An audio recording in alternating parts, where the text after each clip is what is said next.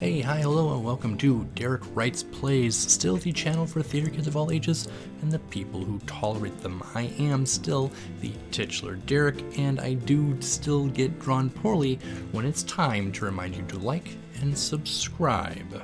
Way back in February of 2019, can you remember that far back? Because I don't. Vice produced a short documentary about a theater group in Ohio that had a very peculiar and particular branding. Robert Cooperman is the founder of Stage Right Theatrics. Put that right here, fellas. A theater company that specializes in conservative plays. At the top, I don't think this is a horrible idea. I'm for anything that makes theater more inclusive and brings more people into the fold. I grew up in a small farming town where the theater department was a place for all of us liberal kids to come together and meet our fellow weirdos in the midst of a place that seemed hostile to us.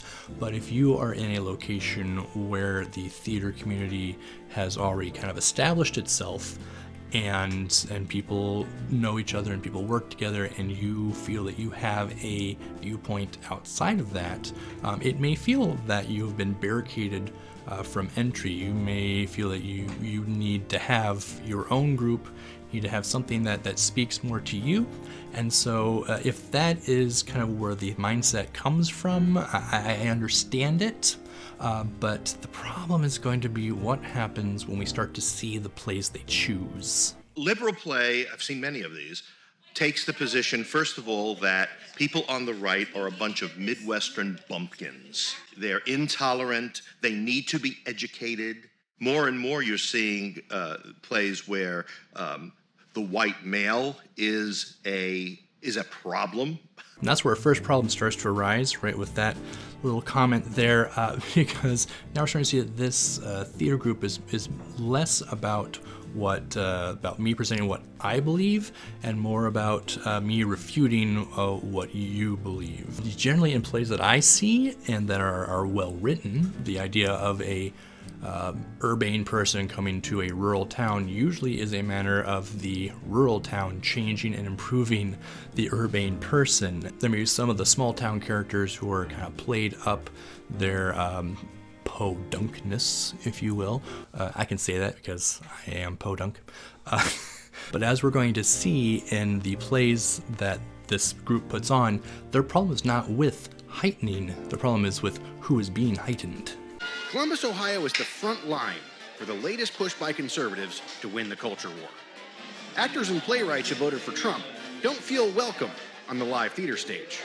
So this is art of and for the aggrieved, or the perceived aggrieved at least, and that by itself is not horrible. Most art, most theater should come from some place of honesty where you're speaking your truth, and to these people the truth they're speaking is that they feel that somehow they are not being represented in the mainstream theater scene, and that they are being rejected because of their right-wing beliefs.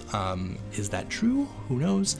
I believe that if you are in a theater troupe, it doesn't matter what you think politically, because you should be focused on just presenting the best theater possible. Thank you so much for coming, and don't forget our motto, disagreement does not equal hate. Methinks he doth protest too much. When that's your motto, that means that you are expecting people to say, oh, you went too far. If you have to put that right up front, hey, remember, we're disagreeing, but we're not hating.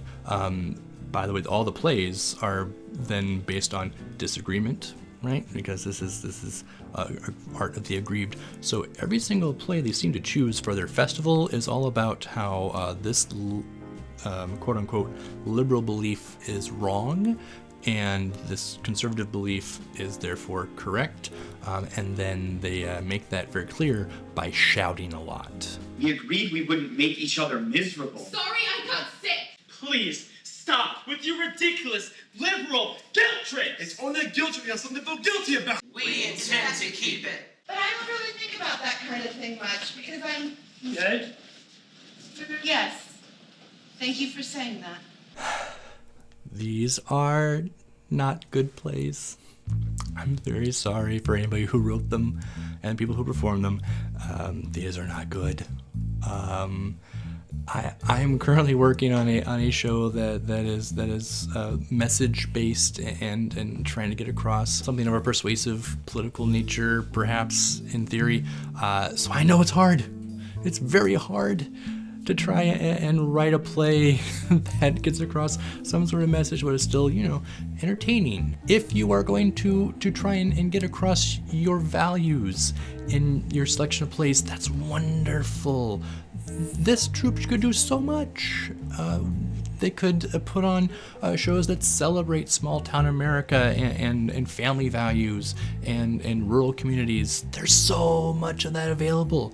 Instead, they are choosing plays that yell at you and tell you that everything that you think is wrong and bad and evil. If you pay me, I will walk out on the stage in a cow's skin thong and recite Shakespeare. I don't care, because it's not for me to censor what the audience can see. And I'm very old-fashioned in the sense, here's my motto: respect the theater, respect yourself, and respect your audience. Okay, this is not the actors' fault. The actors are doing their best with the material that they are given, and for some of them it's connecting, and for some of them this is just, as that man said, just another chance to get on stage. You get your reps in where you can, and you try your best with the material that you've been given. If theater's theater, I've done things with our LGBTQRSTUVWXYZ theater. I don't like that lady. The guy was nice. I liked the guy. I don't like that lady. Sorry. That lens, cisgender nuclear family, wasn't exactly boffo at the box office. 15 people were in the audience. I don't want to throw shade, because I have also put on a play for that many people. If you've got a really good play, it really doesn't matter if it's left wing or right wing. Well, it matters to you. It does, yeah, I guess, right now. But I'm saying something like Arthur Miller's Death of a Salesman. That ain't no right wing play.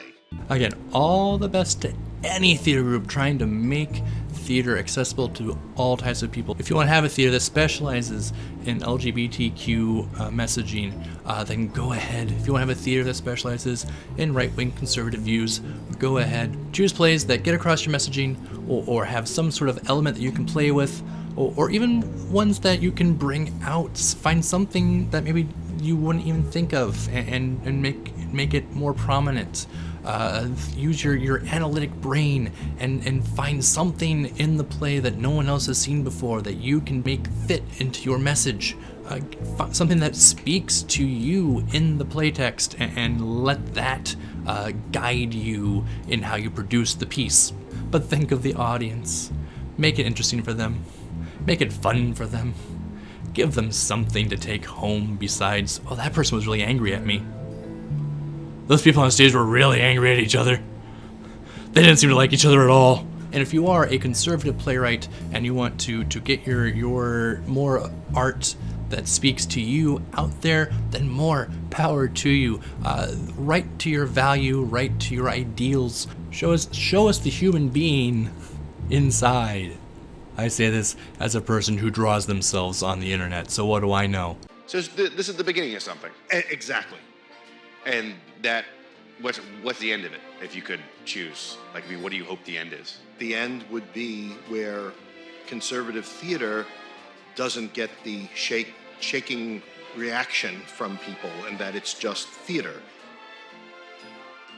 So those are my thoughts on the Vice mini documentary on conservative theater. Again, I just say pick your plays well, write your plays with purpose, do the best you can with the script you get given, and just have fun out there. Whatever makes theater more accessible, I am a fan.